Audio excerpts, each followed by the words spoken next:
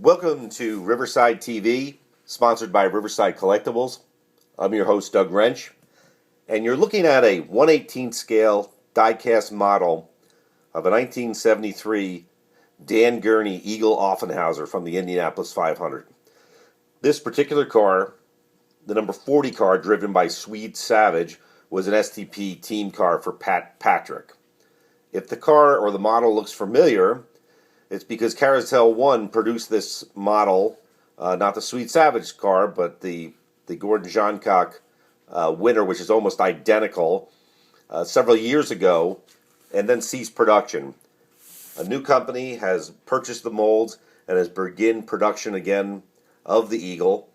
The Savage car, as I said, which was not available before, and also the number 20 Indy winner, if you didn't get one last time around, is now available. It's pretty much identical to the first time around.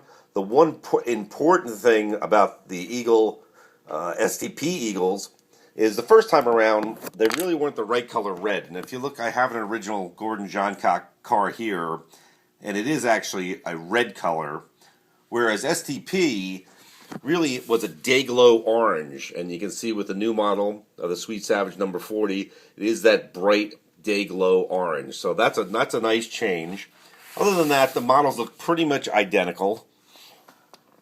You can take a look at the graphics on it, the STP logos, the numbers, the Gurney magnesium wheels, which he manufactured himself, the twin refueling ports on the aircraft-style dry brake system, which these cars carried 80 gallons of methanol.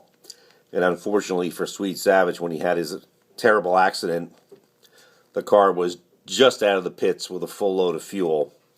Interestingly enough, Swede Savage didn't die of his injuries from the accident. He actually got a bad blood transfusion while in the hospital. That's ironic. We can look at the turbocharged 161 cubic inch twin overhead cam Offenhauser engine.